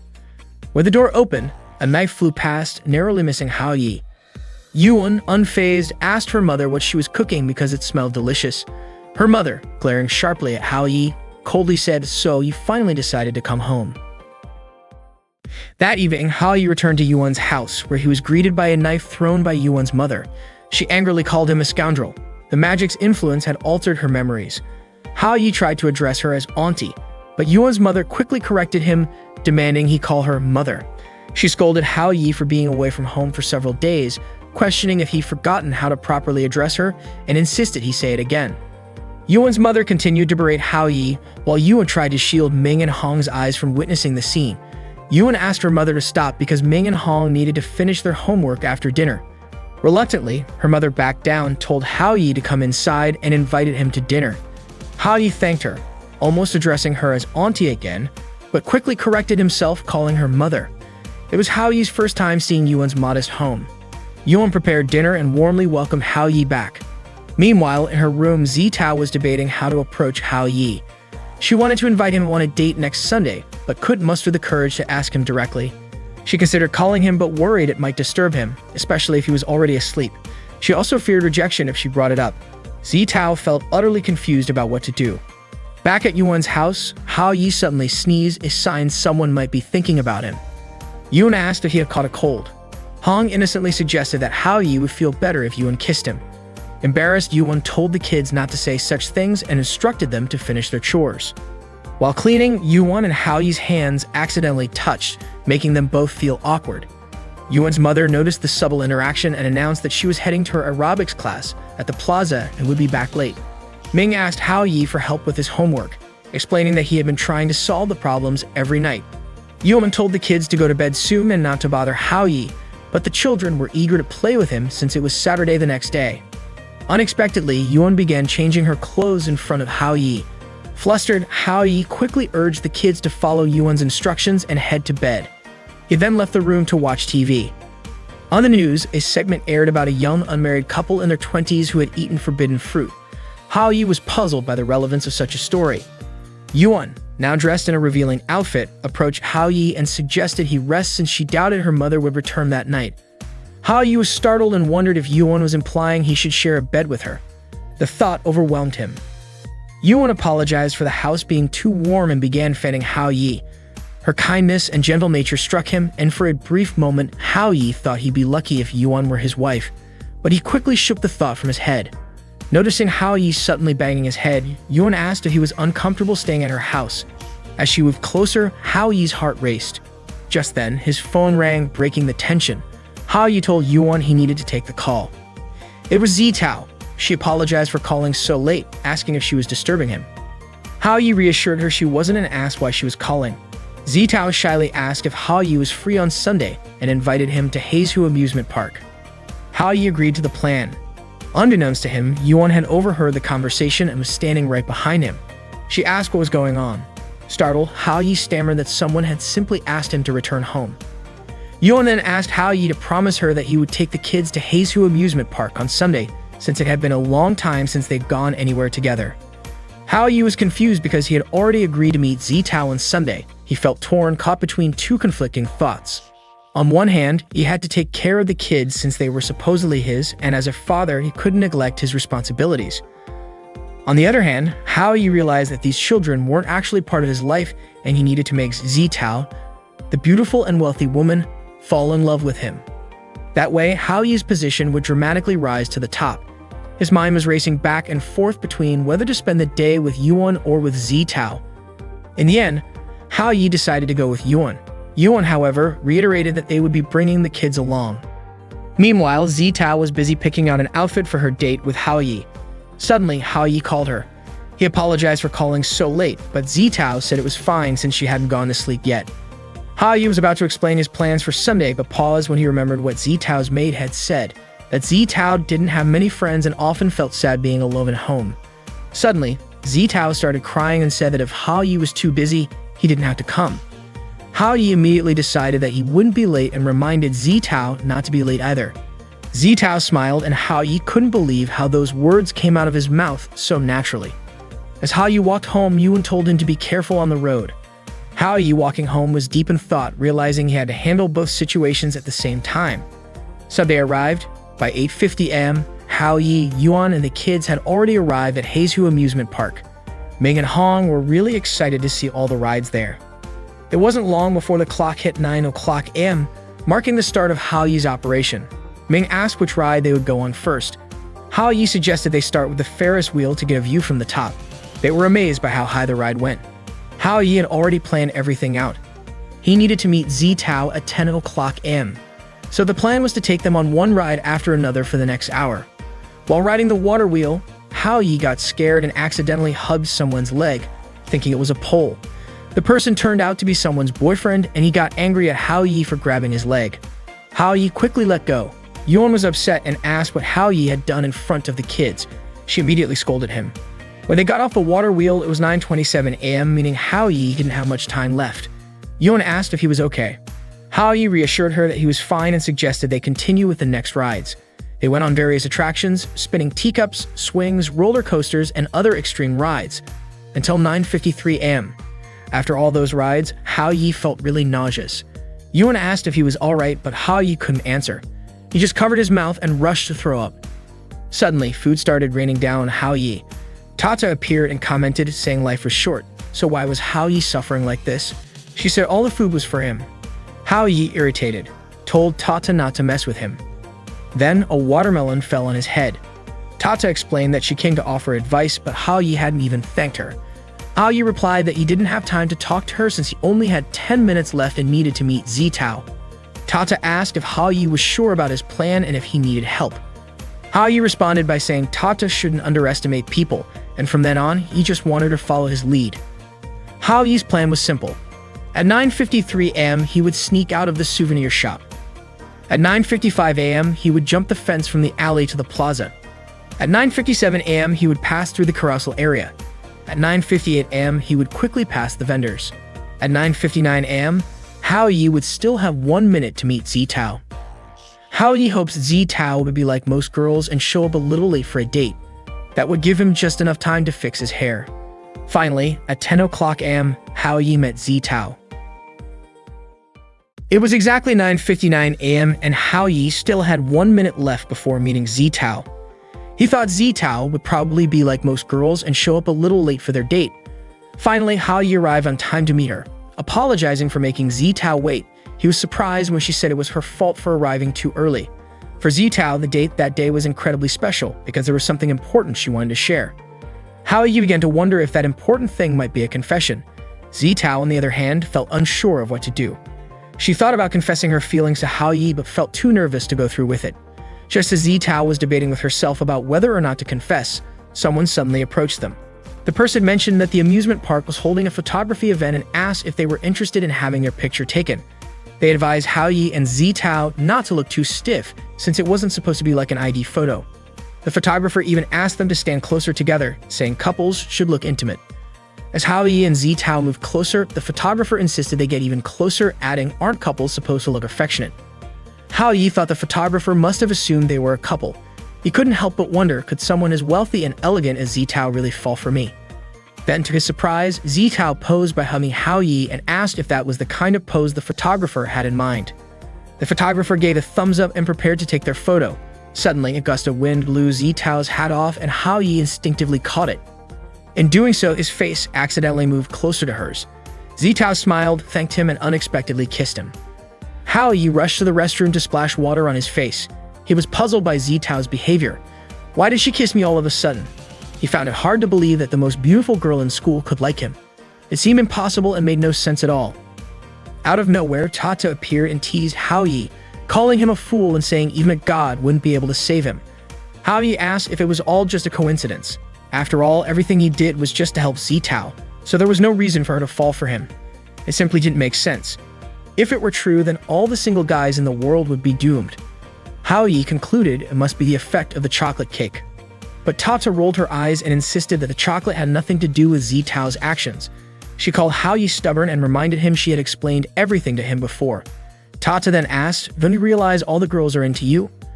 All their affection is piling up and it's only a matter of time." Hao Yi suddenly remembered he was almost out of time. Yuan and the kids were probably still waiting for him. He quickly headed to the souvenir shop to pick out some gifts.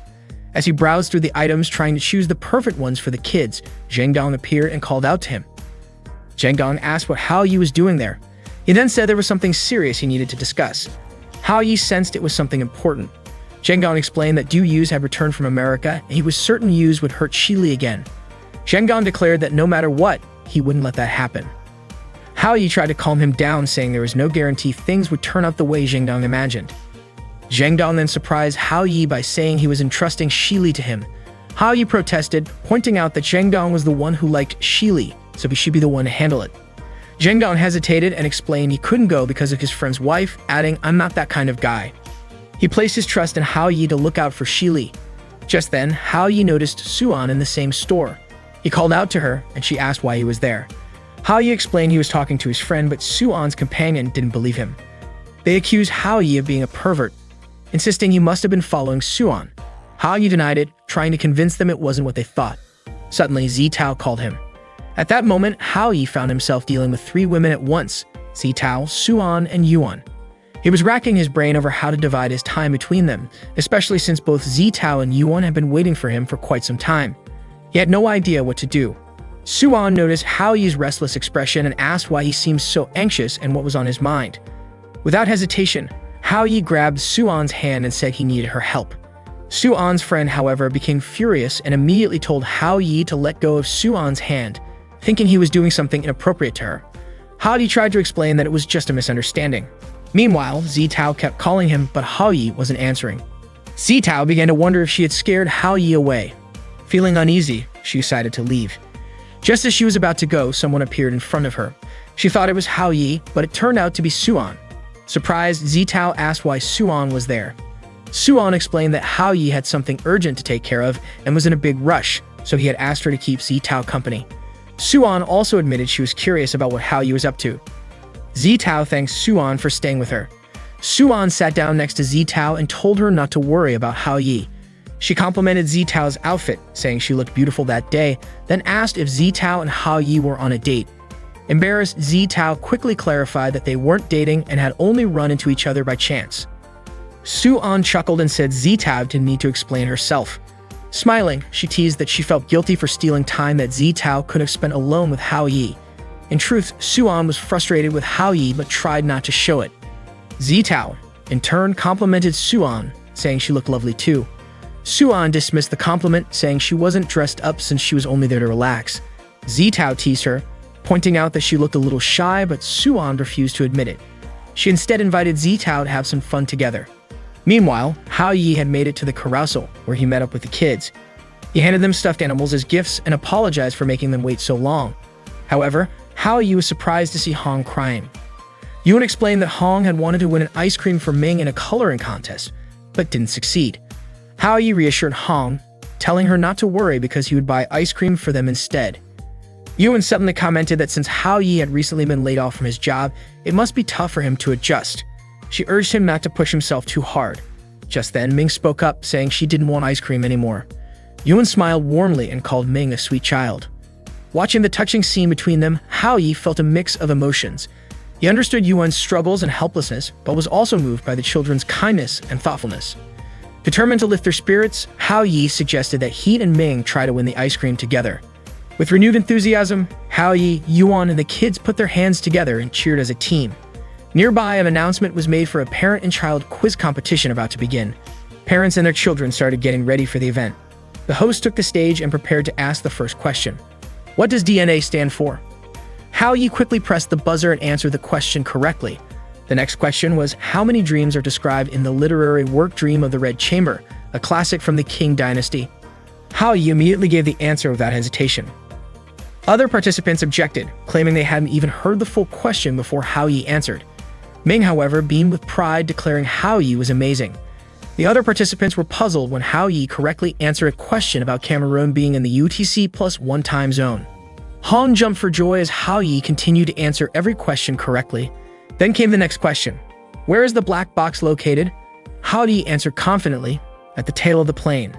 The quiz organizers were astonished at Hao Yi's ability to nail every question so effortlessly. Hao Yi eagerly awaited their best question yet.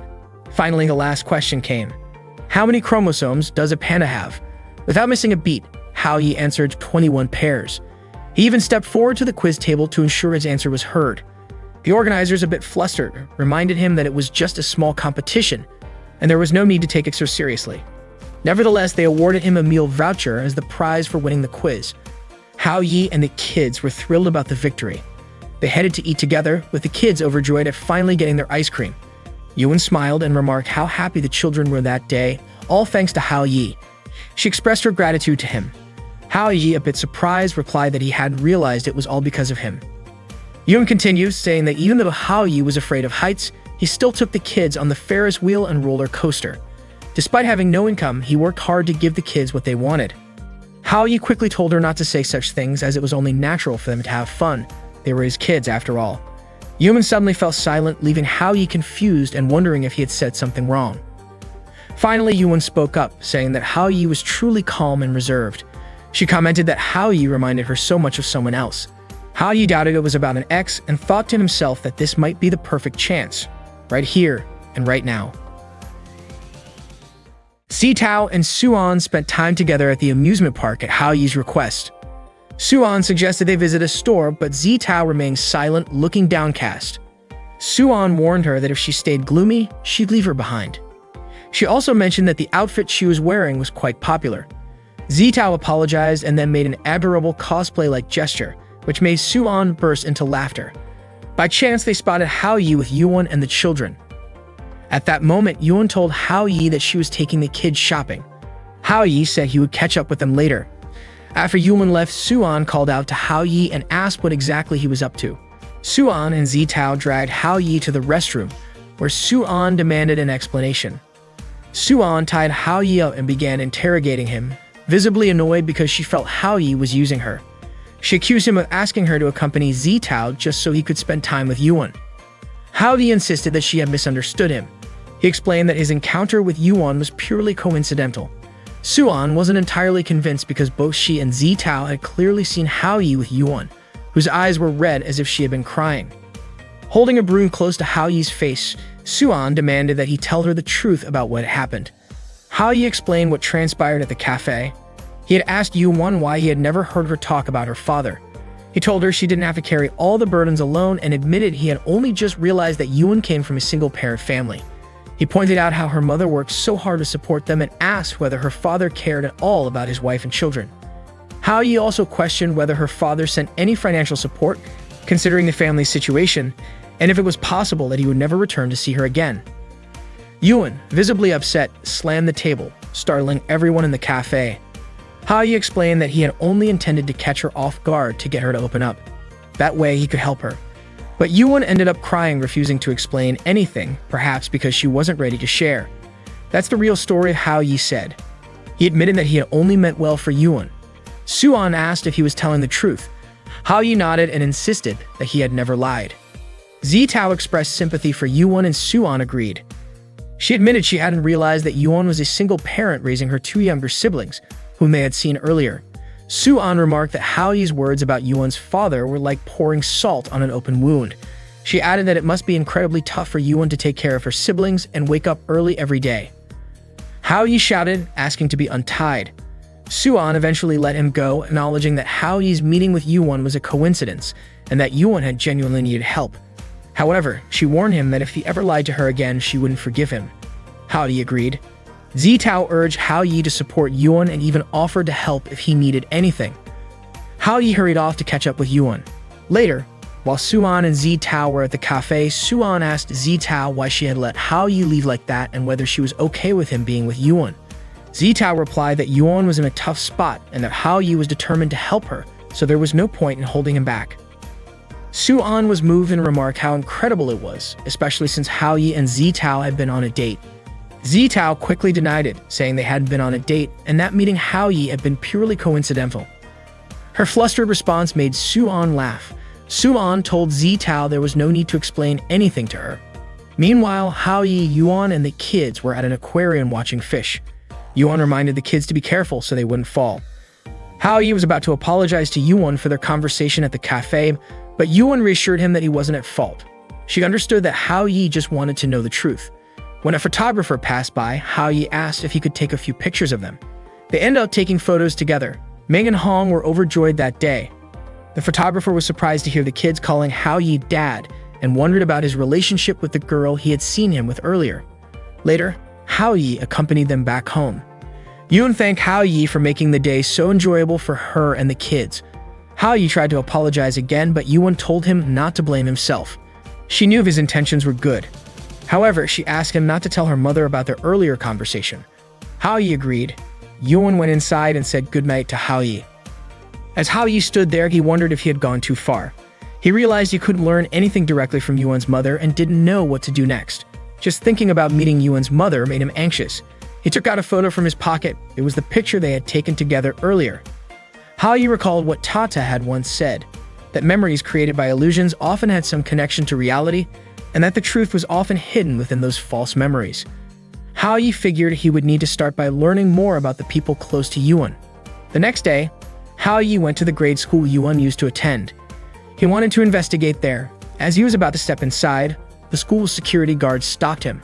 The guard said that not just anyone could enter the school and asked where Hao-yi was from. Hao-yi casually replied that he was just a young pioneer and tried to walk in. The guard chased after him, yelling at Hao-yi not to run. Hao-yi dashed through the hallways until he reached the teacher's lounge.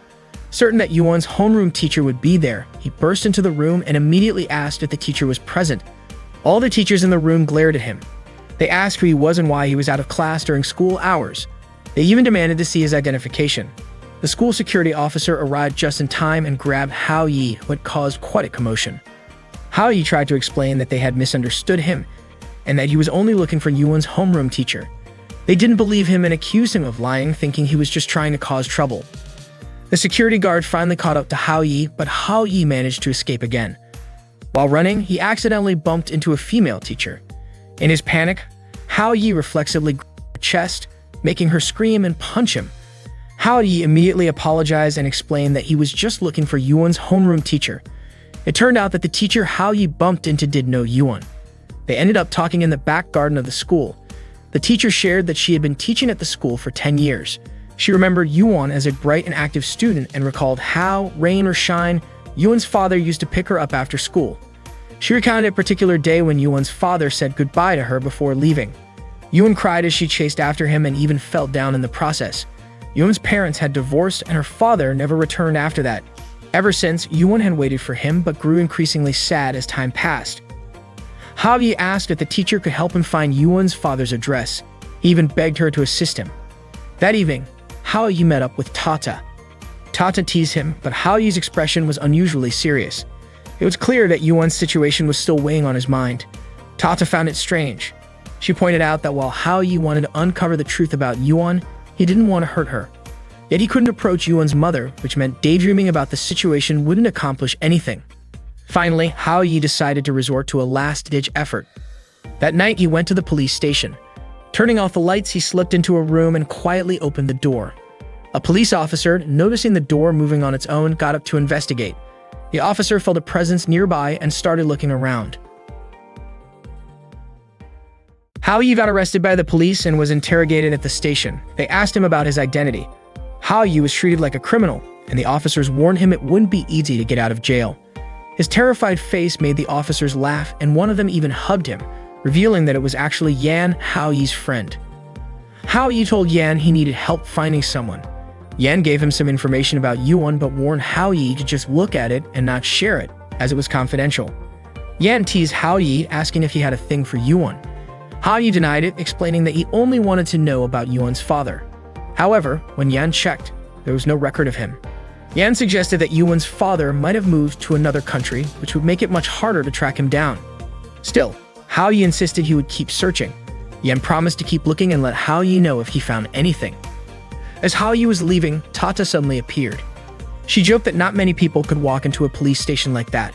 She asked if Hao-yi was the son of a mafia boss or just some delinquent, mentioning how he once got beaten up by a mob.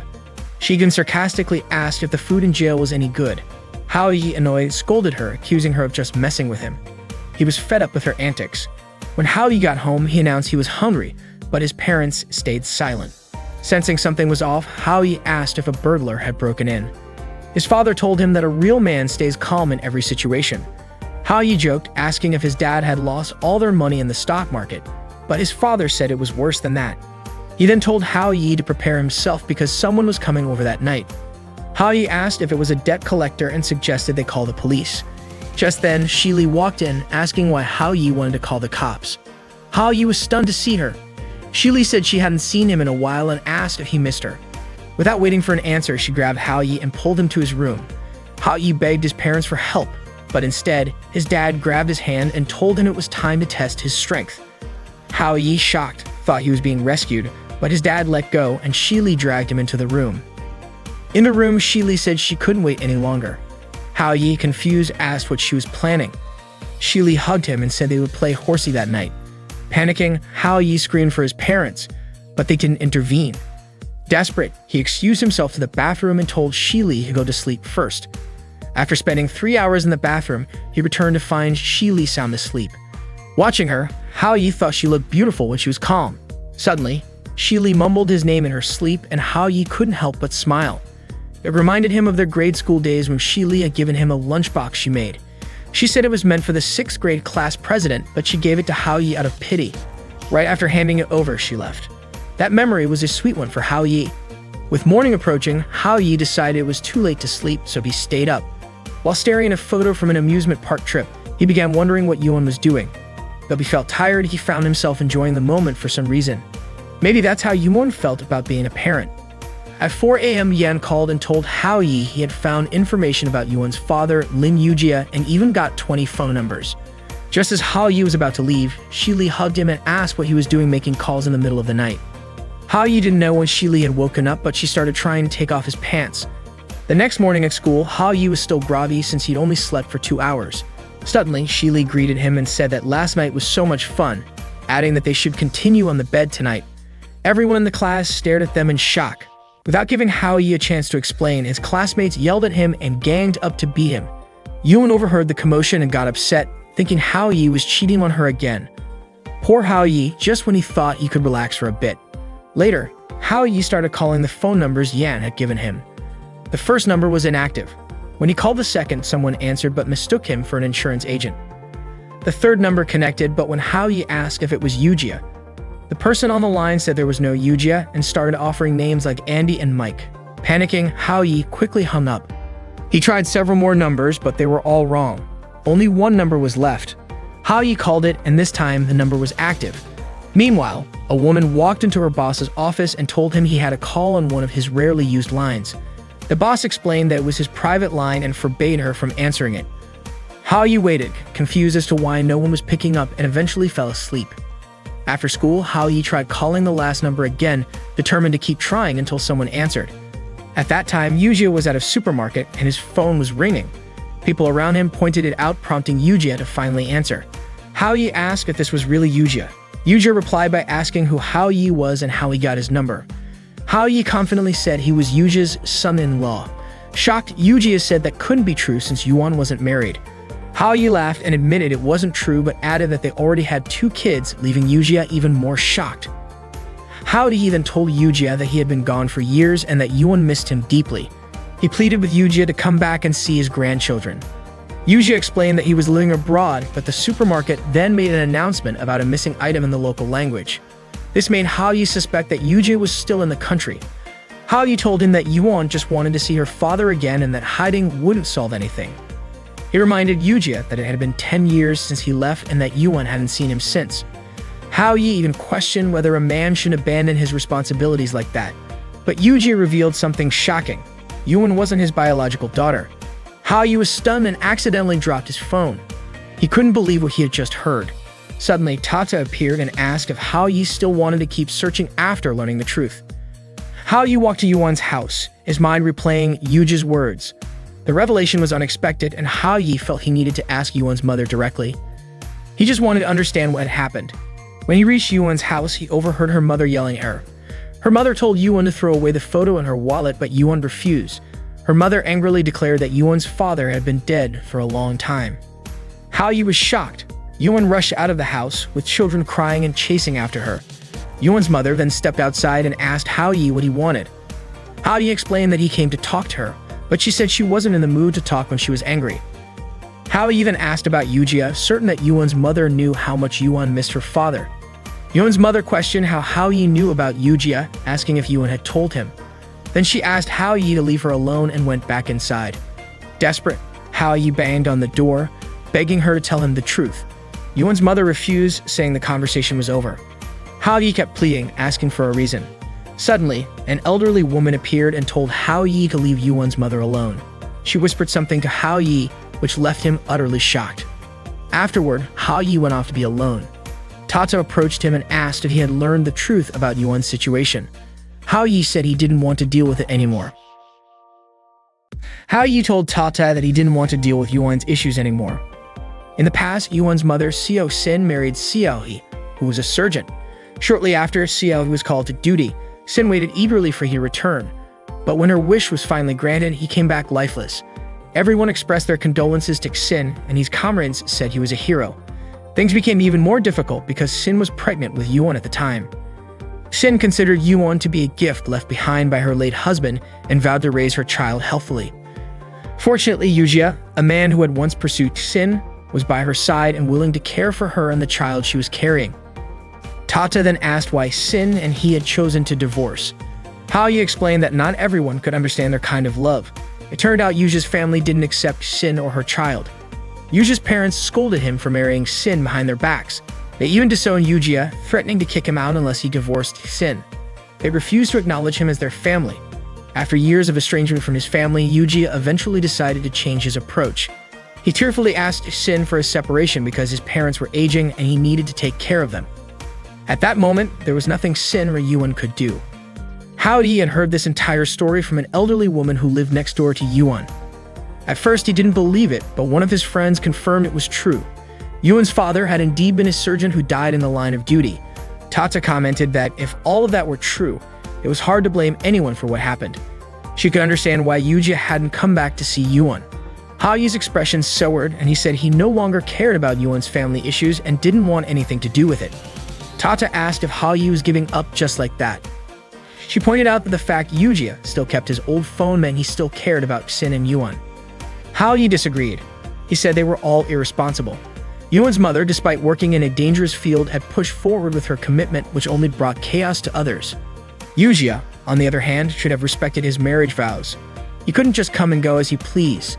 Hao Yi argued that even if he managed to bring Yujia back, it would be pointless. Tata grew curious about why Hao Yi was so upset. Hao Yi said he couldn't understand why Yuan's mother had chosen to trust Yujia. He was sure she had prepared herself for everything she went through and the consequences that came with it, meaning she had to shoulder it all alone. There was no one else to blame. Hao Yi was still angry because, if that was the case, why was he even involved in their problems? Tata reminded him that he had already done his best. She asked if police officers weren't allowed to marry and have children. Yujia had taken on the burden of a broken family and raised Yuan for years. Wasn't that proof that Yujia loved Yuan's mother and Yuan herself? Hao Yi asked Tata to stop following him. Tata couldn't understand what was really going on with Hao Yi.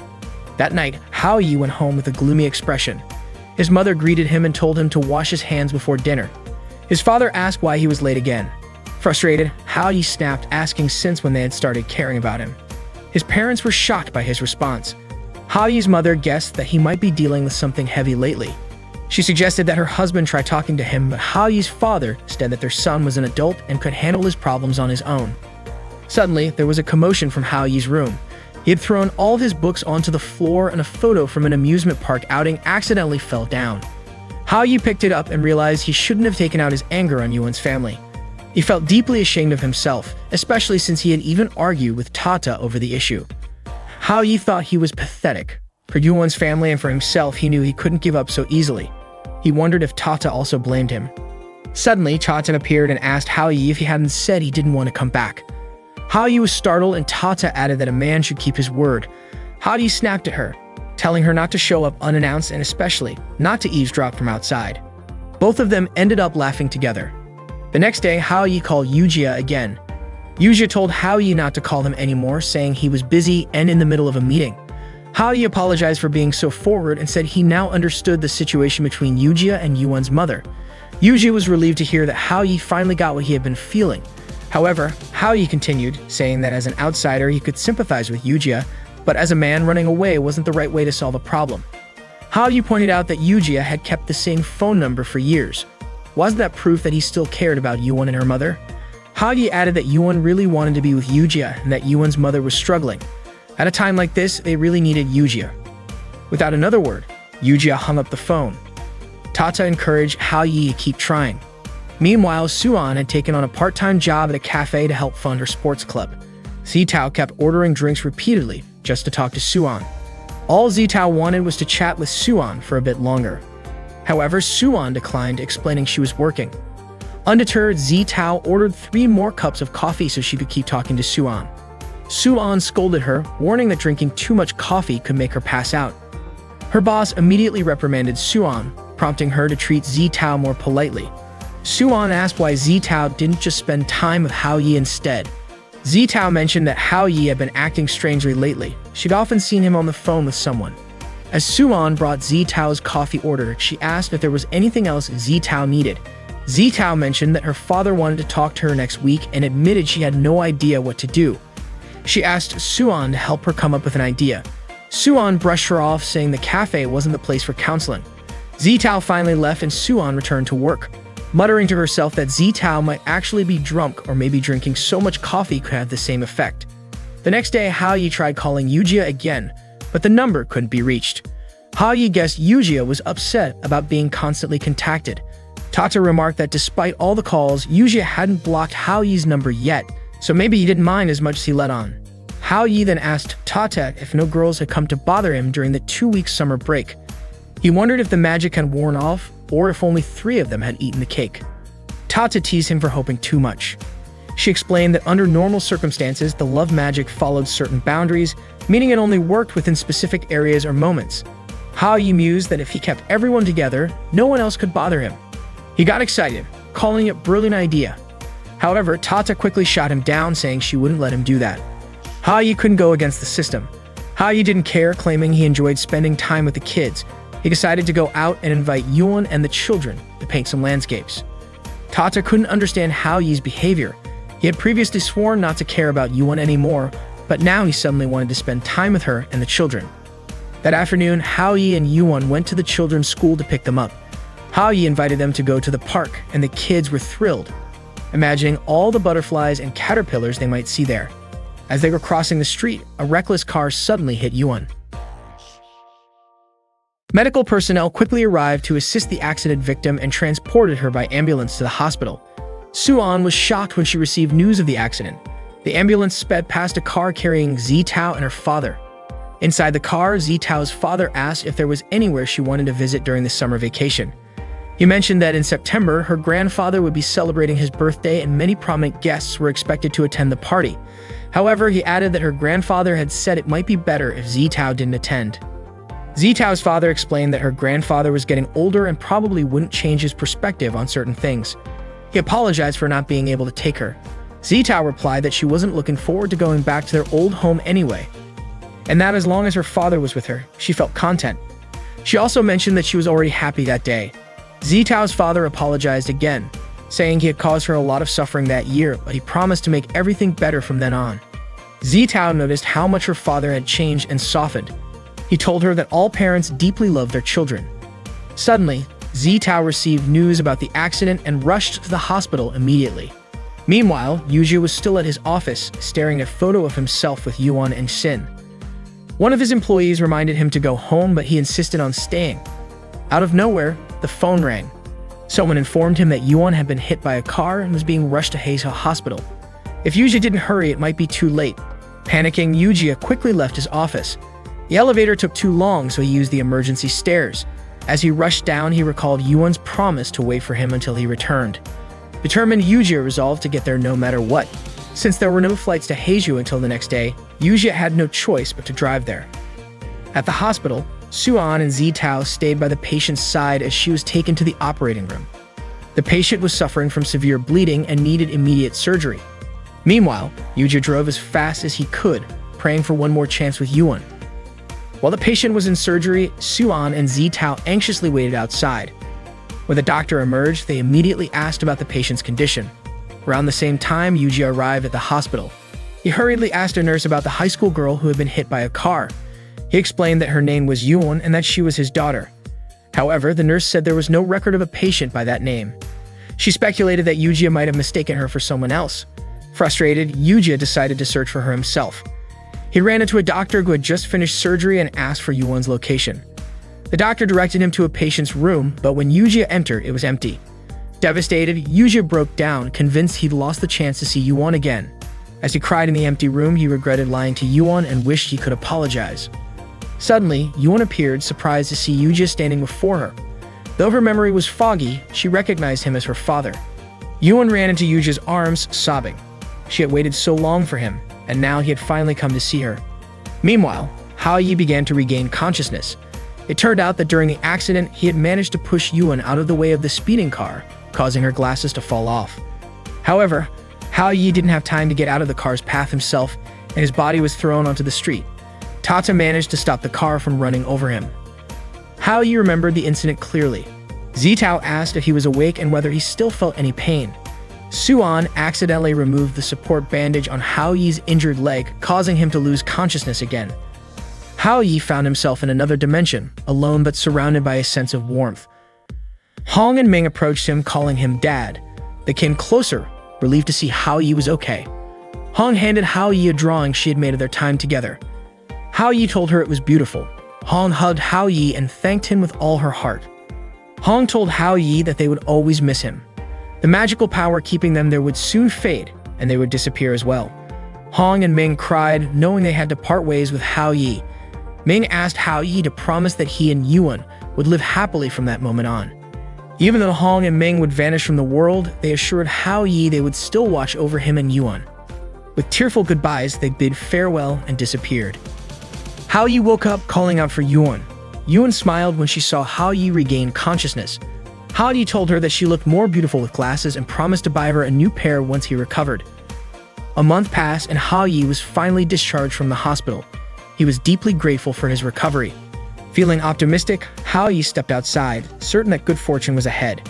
However, his first step landed in something unpleasant. He stepped on dog poop. Suddenly, Shili arrived and immediately hugged him tightly. She had come to pick him up, reassuring him that he would be safe with her. Haoyi was annoyed because Shili's overly tight embrace almost sent him back to the hospital. Confused by his reaction, Shili pointed out that she had gone to the hospital specifically for him, yet he seemed ungrateful. Before Haoyi could respond, Zitao showed up, also there to pick him up. Moments later, Suan and Yuan arrived for the same reason. Haoyi couldn't believe his luck, or perhaps misfortune, as the girls approached him. Feeling a sense of impending trouble, Haoyi braced himself. Shili stepped forward, stopping the other three girls from getting closer. She declared that Haoyi was her husband and vowed not to let anyone take him away. Zitao scoffed, pointing out that Haoyi couldn't be her husband because they weren't married. Suan demanded that Shili step aside. Sensing the determination of the other girls, Shili decided to challenge them all. Meanwhile, Haoyi felt that the situation was spiraling out of control and started to back away slowly. Taking advantage of the chaos, Shili managed to distract the other girls and, when they weren't looking, escaped with Haoyi in her car. Haoyi was utterly confused about what had just happened. As he tried to comprehend the situation, he realized that Shili's bodyguards had captured him, tied him up, and thrown him into the car. Furious, Haoyi accused Shili of kidnapping him. Shili calmly admitted it without hesitation. Haoyi began shouting for help, calling out Tata's name. Elsewhere, Tata had completed her mission involving Yuan and was now free to take a break. Although she wasn't promoted to the position of a formal love goddess, she was satisfied and looked forward to her time off. Curious about Haoyi, Tata wondered what he might be doing at that moment. Haoyi might seem calm on the surface, but she suspected his heart was deeply moved. Reflecting on the time they had spent together, full of struggles and frustrations, she felt that the beautiful moments outweighed everything else. Love isn't a feeling that can be controlled, but precisely because of that, it holds the power to inspire hope for the future. Just then, Tata noticed a commotion nearby. A crowd was desperately trying to stop a girl from jumping off a building. The girl was yelling angrily, calling Haoyi a jerk.